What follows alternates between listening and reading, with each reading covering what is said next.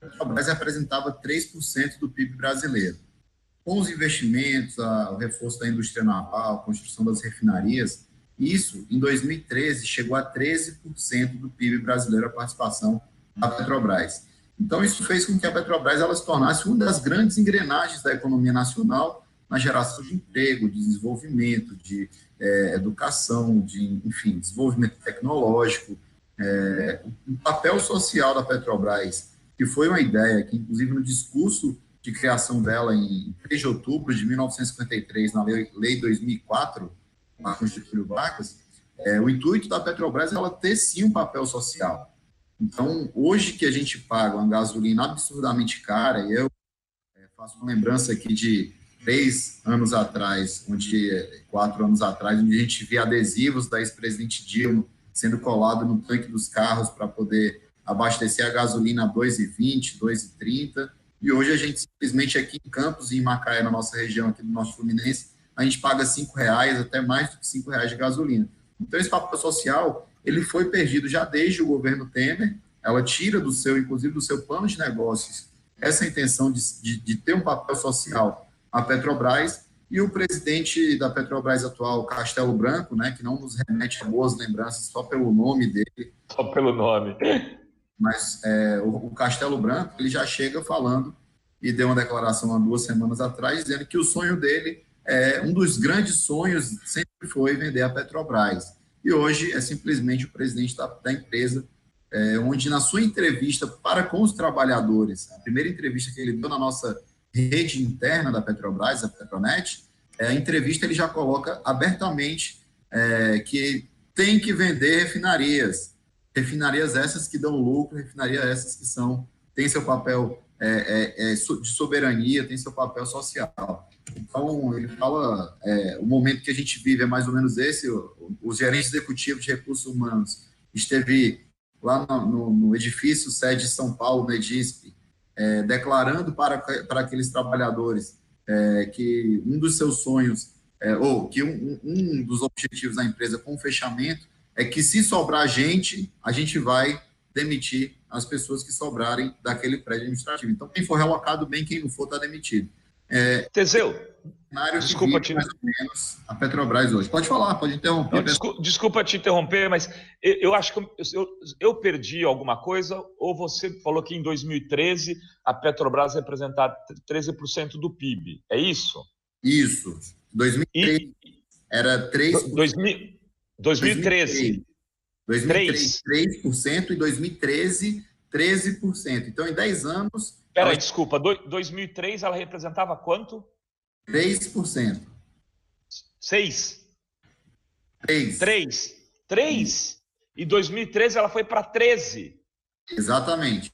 E hoje ela está em quanto? Hoje, no último balanço, ela chegou a representar em torno de 7%, 8%, ficou variando mais ou menos isso.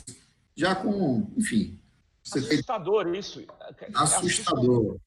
A Petrobras tem uma capacidade de voltar a alavancar a economia do país. E as pessoas... Não, isso explica muita coisa, Teseu. Eu estou aqui... Eu não sabia desse dado. Isso explica muita coisa. Quer dizer, é em 2013 que começam os ataques ao país, aos governos, ao governo Dilma. É quando essa aliança lavajatista, midiática, policial, assume sua verdadeira face. Eu tenho uma opinião a respeito das manifestações de junho, que elas não nasceram pelos estudantes por conta disso, mas foram oportunizadas para o que ocorreu depois. E ali também surge, se eu não me engano, ainda em 2013, o vazamento do Wikileaks, que mostrava que a Petrobras estava sob grampo dos Estados Unidos, ou seja, e agora a gente já tem ela voltando aos patamares de 2003.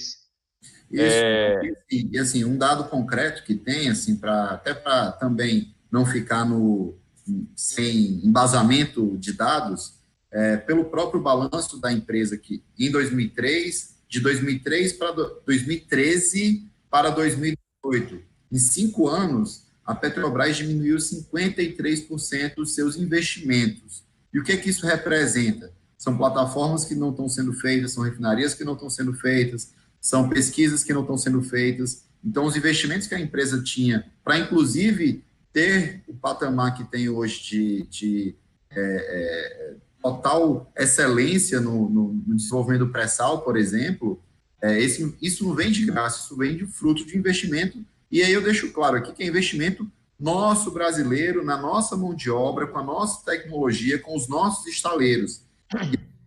Mesmo com a redução de 53% dos investimentos como um todo da Petrobras em 5 anos, nos últimos 5 anos, a gente tem também uma retirada de plataformas que eram feitas no Brasil, e aí por uma aliança, como você fala, né, da Lava Jato com a direita, enfim, tiram essas plataformas que eram construídas no Brasil e botam para construir na China. Então, você tem um fim do conteúdo local, que era também um dos grandes responsáveis para a gente dar esse patamar de 13%. Então, hoje, as plataformas, que aí eu abro mais um parêntese em relação a isso, as plataformas que foram encomendadas nos últimos anos dos governos Dilma, elas hoje estão entrando em operação. E nós não tivemos mais nenhuma plataforma encomendada. Então, a gente vai ter as últimas plataformas instaladas nos próximos dias, nos próximos meses, e não temos mais perspectiva para os próximos 4 anos de ter novos investimentos da Petrobras, por exemplo,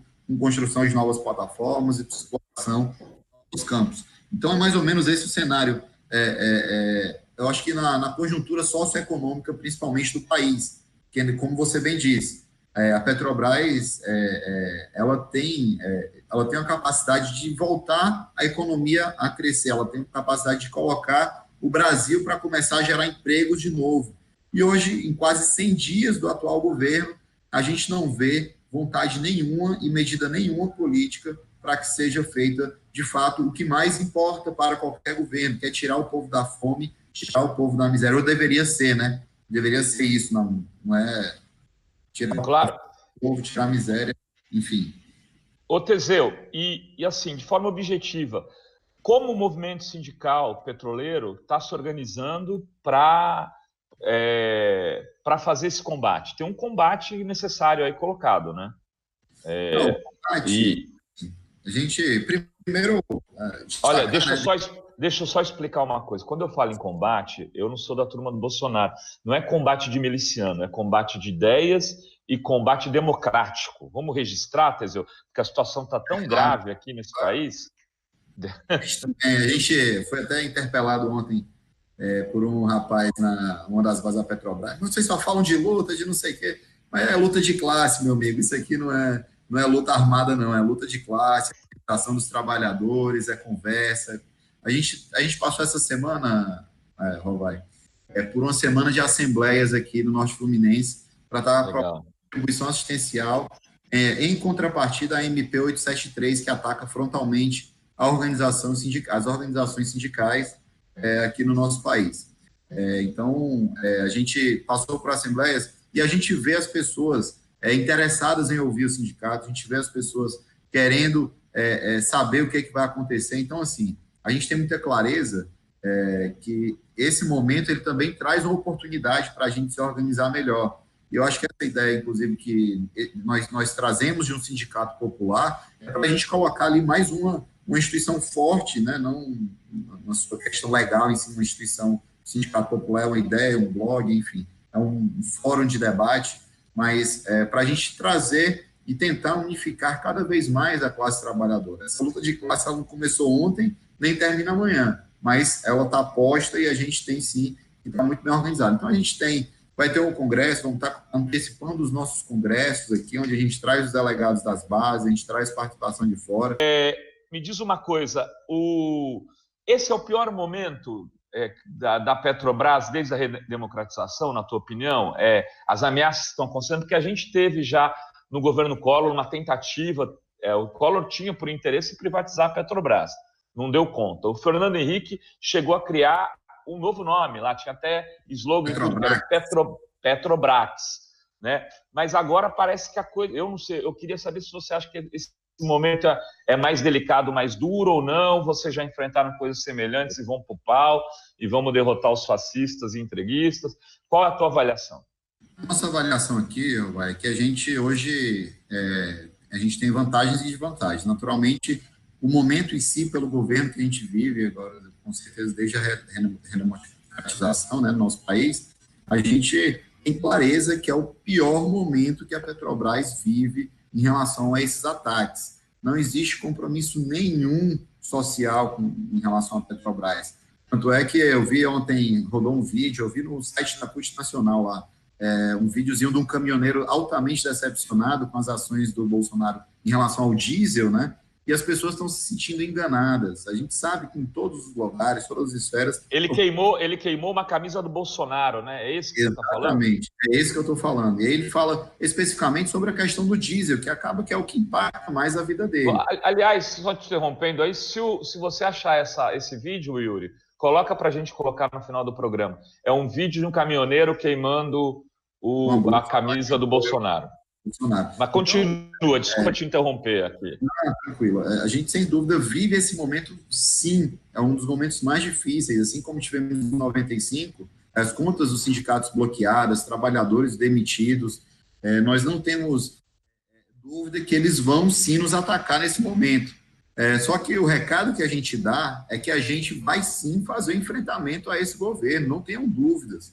E a gente está pronto para fazer o enfrentamento, porque a gente sabe que, ao longo dos anos, as pessoas tiveram as suas vidas melhoradas e ninguém vai aceitar retroceder absurdamente, como é o caso da própria pauta da reforma da Previdência, e na Petrobras a gente também, hoje, tem um acordo coletivo robusto, que traz cláusulas de segurança para os trabalhadores, que traz cláusulas sociais importantes, e os trabalhadores estão, sim, dispostos a fazer esse enfrentamento, essa luta contra esse governo, contra, enfim, quem quer que seja. Só para exemplificar, Robai. Claro. Terceirizados da Petrobras, não só o salário tem caído assim absurdamente. O pessoal ganhava 4, 5 mil reais como terceirizado da Petrobras, hoje ganha 1.000, 1.200 e olhe lá. E detalhe, nem mais o plano de saúde nos novos contratos agora com esse atual governo, eles querem colocar para os familiares dos trabalhadores terceirizados, para os próprios trabalhadores terceirizados. Alguns casos estão acontecendo, inclusive, isso. Então, nós vamos fazer esse enfrentamento. Não é só o pessoal que é Petrobras, como a gente costuma falar, crachá verde, que é concursado, mas os trabalhadores terceirizados, sim, também estão sendo duramente atacados, e a gente vai fazer esse enfrentamento de uma forma não só corporativista quanto concursados, mas abrangente para todos os trabalhadores, todas as trabalhadoras, em todas as frentes que forem possíveis. A gente sabe que o judiciário nem sempre ajuda, mas que a gente vai fazer a guerra jurídica que for preciso, a gente vai fazer a guerra política, e que no final das contas isso tudo faz parte da luta de classe, que a gente tem que reafirmar mais do que nunca que as pessoas parecem estar anestesiadas com o discurso de meritocracia, que é uma verdadeira balela, uma verdadeira enganação para com o trabalhador e a trabalhadora. O INEP, que não é INEP do governo, é INEP, são 2 S, que é o Instituto Nacional de Estudos Estatísticos do Petróleo, que é um órgão da FUP, que nós temos vários estudiosos lá, economistas, enfim, cientistas sociais, várias pessoas estudiosas na área do petróleo, que o próprio DIEESE dá um apoio muito forte na figura do Iderley Colombini e do Clovion Mar, que são assessores nossos aqui do Sindipetro NF, da FUP. Iderley está até aqui comigo do lado, para subsidiar com alguns dados que a gente traz. Então, esses órgãos, eles ficam completamente disponíveis, não só para vocês da Revista Fórum, mas para quem quiser mais informações, mais detalhes, estudos técnicos. Nós temos bastante informação aqui sobre essa pauta do petróleo, que é exemplo da Venezuela, está sendo duramente atacado. Não é porque os bonzinhos querem acabar com os malzinhos, é porque lá tem muito petróleo, e assim, como em muitas outras guerras que foram feitas, o interesse central é o petróleo. Então, agradeço também, deixo aqui as portas sempre abertas, podem procurar para trazer mais subsídios, que a gente vai estar fazendo as conversas e os debates que forem necessários.